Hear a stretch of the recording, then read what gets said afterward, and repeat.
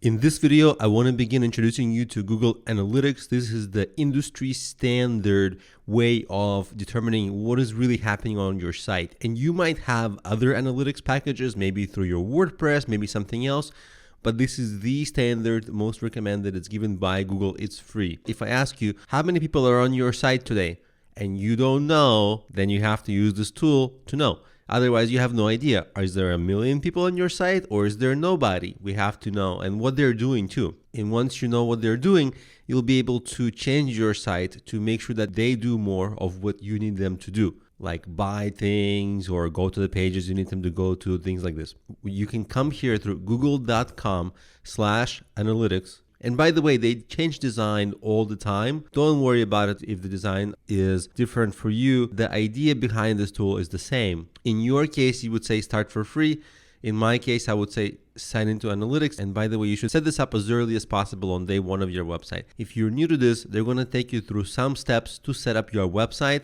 Basically, they're going to give you a little code to verify that the site that you want to get data about is actually yours, because they just can't give you a site data randomly. They have to make sure that you own that site, and they'll give you also a little code to put on your website. The users won't see it. It will be behind the scenes, but that little code will be on your header tag of your HTML, and it will help Google get data about your site. I'll actually show you in a second how that code will look like. But first of all, if you're already signed in, like me, I sign into Analytics, this button. If you're new, you start for free. When you start for free, you'll go through a few setup spots, but eventually when you sign in, you'll see something like this. See my website, Problemio here, and I've got real-time data on what's happening on my site. And on the left-hand panel, we have a lot of options because you can actually expand these, for example, audience, and boom, it gets complicated quickly. A lot of these are not that helpful. What we care about here is acquisition and behavior. First of all, acquisition, you go to overview and it tells you where the people who come to your site, where they come from. Are they coming from search or direct by typing into Google your URL or social media or referrals? And you can tell actual hard data. So like, for example, one day I had 267 people come to my site. Another day it was 228. And you can drill down and you can even take a look at the searches. This is actually not as useful as before because your Google Webmaster gives you better search data. So we'll come out of this. For search data, you go to Google Webmaster. This is not really the tool. So that's acquisition. You basically tell hard metrics about your site. You want to know how many people came? Now you know. Now, what I really like to use this for is the behavior. What we're going to do is we're going to look at behavior overview. We'll be able to tell a little bit about what people are doing on our site. And you'll see the most visited page sites. So you get like page views on which pages. So I'll go to like, let's say the most visited one. And it tells us a few things right away about this page. It's going to tell us more in a second. I'll show you how to get there. But first, let's examine this. So we had 530 unique, 585 repeat total. So some are repeating. What's interesting is they are staying on this page for a long time. 5 minutes, over 5 minutes on average. That means they're reading. And what we also want to look at is this bounce rate. But the bounce rate here is deceiving. Bounce rate means generally that when they came to the page and they just left, that's a bounce. And if they came to the page and they went to another page on the site, that's not a bounce. So a bounce is usually a negative because they came, they didn't like it, they left. Now, it could be because it's a content page. They came to the page, they liked it, they got what they needed, which is signaled by this 5-minute reading staying time, and they didn't need anything, so they left because they were satisfied. So you always want to look at the average time on the page together with the bounce rate. But bounce rate is a little high here, like 90% of the people are not going elsewhere on the site. And by the way, it can be also a sign that's good because, for example, if you have a link to some kind of a Amazon product or something like that, so they leave your site to the Amazon product, which you want because you want them to buy the Amazon product, it will still increase your bounce rate if they go there because they're leaving your site.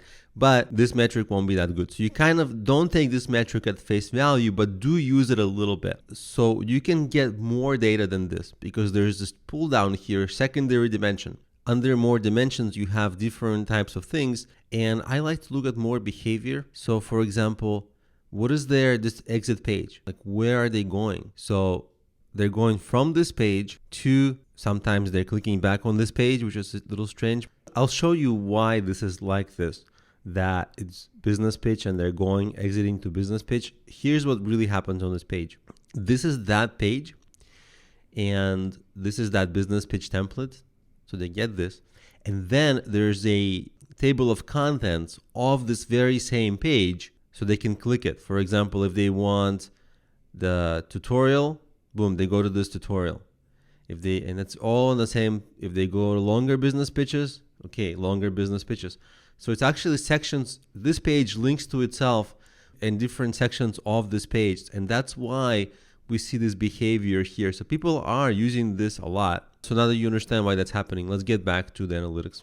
So there's a couple of more things that I want to show you in analytics that I find interesting and helpful so that you can improve your site. And so what I went to is behavior, and I'm going to go to site content, and I'm going to go to, well, you can say all pages or landing pages. In my case, that's a very similar thing because most pages are landing pages that people come to. So let's say all pages. What is going to happen is you can really look at all your pages and you can see why do some pages have like a really high bounce rate. For example, you see number 8 has a really high bounce rate, and number 9 also has a high bounce rate above 90%. That's crazy, too high, right? And this one also has a high bounce rate, but this one I'm sending people directly out. It's a page where I sell courses.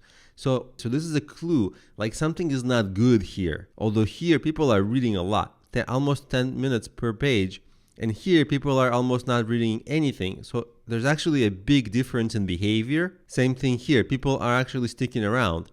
But you get these clues and then you go, well, I'm getting some traffic to this page. I should fix it up because no one is spending time on this page. What's wrong with this page? Is there a bug? Is something like in the beginning poorly written? How can I fix this quickly so that I get more engagement on the page? And your goal is to have a decreased bounce rate and more pages browsed per session, because more engagement is going to mean that people are going to read more, click more ads, buy more things, subscribe to your email list, do more things that you need them to do. So you'll ask me, well, how do I do these things? How do I decrease the bounce rate? How do I do this? Every page is different, of course. I can't give you a solution for every page, but some typical things are make the text more readable, make it more visual, make it easier to navigate, make it faster to load, make it more interesting. Things like this definitely help your engagement right away. So you go and you look at that page and you say, what's wrong with that page?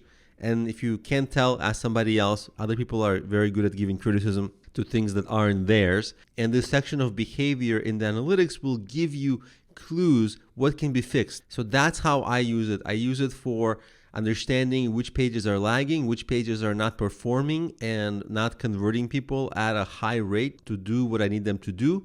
And also I use this a little bit for acquisition to tell hard numbers of the visitors, but I don't look at it too much. Most useful for me is the behavior, because I can tell if something's not right about a page, I can tell from that data. And the acquisition, this is nice to tell how many people are visiting, but over a short period of time, there's not going to be a major difference. And so I don't look at it that much. I only look at it maybe like a couple of times every season. So like once every 2 or 3 months. But the behavior I look at more often, especially if I'm really trying to boost a page's behavior. Like some pages that I have are very lucrative and they sell things. And of course, I want people to dig down more deeply in those pages, engage with those pages, and the behavior area gives me clues as to what kind of things I can adjust. So that's how I'd recommend using this analytics.